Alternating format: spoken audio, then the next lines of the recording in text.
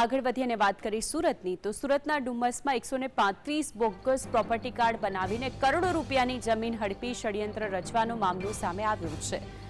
ઘોડદોડ રોડમાં ખેડૂતની ડુમસ અને વાટાની કરોડોની જમીન, જેમાં બોગસ પ્રોપર્ટી કાર્ડ બનાવીને સાયલેન્ટ ઝોનની સ્કીમમાં મૂકનાર સમૃદ્ધિ કોર્પોરેશનના ભાગીદારો અને સિટી સર્વેના સુપ્રિન્ટેન્ડન્ટના અધિકારીઓ કર્મચારીઓ વિરુદ્ધ સીઆઈડી ક્રાઇમે ગુનો દાખલ કર્યો છે. ફરિયાદી દ્વારા અગાઉ આ મુખ્યમંત્રી, મહેસૂલ મંત્રી, કલેક્ટર, પોલીસ સહિત અનેકવાર રજૂઆત કરવામાં આવી. ફરિયાદી દ્વારા આખરે સીઆઈડી ક્રાઇમમાં અરજી પણ કરી અને તેના આધારે તપાસ એજન્સીએ ગુનો નોંધ્યો છે.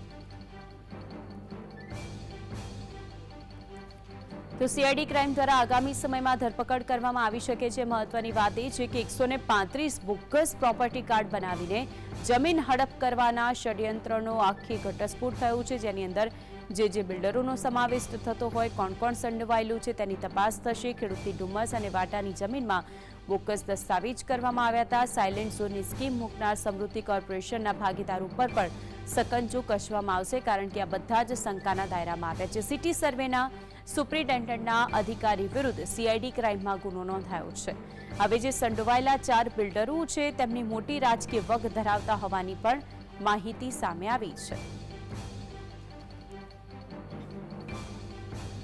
તો આ અંગે વધુ માહિતી માટે સંવાદદાતા સાહિસ જોડાઈ ગયા છે. સાહિસ, આજે આખું ષડયંત્ર સામે આવ્યું છે, શું વિગતો તેને લઈને? બિલકુલ ચોક્કસ. અને માનસી, ફરીથી ડુમસ ખાતેથી મોટું કૌભાંડ જમીનનો બહાર આવ્યો છે. ફરીથી જે રીતના ફરિયાદી દ્વારા સુરત શહેરના કલેક્ટરને, પોલીસ કમિશનર, ઇકો સેલને ફરિયાદ, મુખ્યમંત્રીને ફરિયાદ કરવામાં આવી હતી, મહેસૂલ મંત્રીને ફરિયાદ કરવામાં આવી હતી, પરંતુ જે ફરિયાદીને કોઈ પણ પ્રકારનો ન્યાય ન મળતા આખરે તેને સીઆઈડી ક્રાઇમને સંપર્ક કરવામાં આવ્યો હતો. અને સીઆઈડી ક્રાઇમ દ્વારા 4 જેટલા નામાંકિત બિલ્ડરો સામે ફરિયાદ કરવાની તજવીજ જે છે તે હાથ ધરવામાં આવી રહી છે.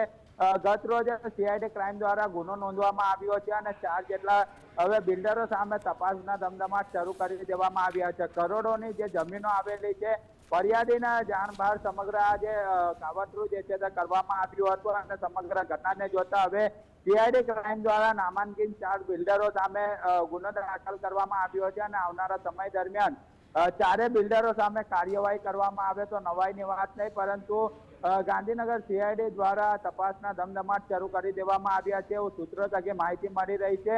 એટલું જ નહીં, પરંતુ જે 4 જેટલા નામાંકિત બિલ્ડરો આવેલા છે તે રાજકીય ના હાથો, એટલે કે રાજકીય જોડે પણ તેમના સાટગાંઠ જોવા મળી રહી છે. ત્યારે અત્યારે ક્રાઇમ બ્રાન્ચની અંદર 2023માં સમૃદ્ધિ કોર્પોરેશનના વૃદ્ધ ભાગીદારીના ફરિયાદી આઝાદભાઈ પરિવાર વિરુદ્ધ ગુનો પણ નોંધવામાં આવ્યો હતો. પરંતુ જે રીતના રામોલના જે પરિવાર છે તેમના દ્વારા 4 જેટલા બિલ્ડરો સામે ફરિયાદ કરવામાં આવી છે.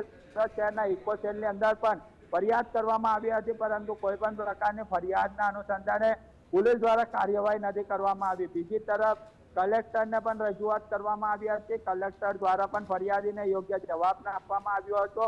બીજી બાજુ મુખ્યમંત્રીને પણ રજૂઆત કરવામાં આવી હતી અને ખાસ કરીને મહેસૂલ વિભાગને પણ રજૂઆત કરવામાં આવી હતી. પરંતુ માનસી, ચોક્કસપણે અવારનવાર ફરિયાદીઓને ન્યાય ન મળતો હોય છે, ત્યારે હવે ન્યાયના દરવાજા ખખડાવવા માટે હવે સીઆઈડી ક્રાઇમ પાસે પહોંચી છે તપાસ, અને સીઆઈડી ક્રાઇમ દ્વારા તપાસના ધમધમાટ શરૂ કરવામાં આવ્યા છે. વિગતવાર વાત કરવામાં આવે તો ડુમસ વાટાની જમીનોના બોગસ પ્રોપર્ટી કાર્ડ બની ગયા હોવા મામલાને લઈને રામોલિયાએ મુખ્યમંત્રી સુધી ફરિયાદ કરવામાં આવી હતી, પરંતુ મુખ્યમંત્રી ભૂપેન્દ્ર પટેલના સંબંધિત તંત્રોએ કાર્યવાહી કરવાના સાથે પત્ર મોકલ્યો હતો. જો કે શહેરના મોટા બનીને ફરતા જમીન માફિયાઓના ઇશારે સરકારી બાબુઓ મુખ્યમંત્રીના આદેશને ગોળીને પી ગયા હોય તેવું લાગી રહ્યું છે. એવી જ રીતના સુરત શહેરના ઇકો સેલને પણ આ ફરિયાદ કરવામાં આવી હતી, પરંતુ ઇકો સેલના જેટલા અધિકારીઓ છે તેમના દ્વારા પણ કોઈ યોગ્ય તપાસ નથી કરવામાં આવી રહી. બિલકુલ સાહિસ, આપ જોડાઈને સમગ્ર વિગતો જણાવી તે બદલ આપનો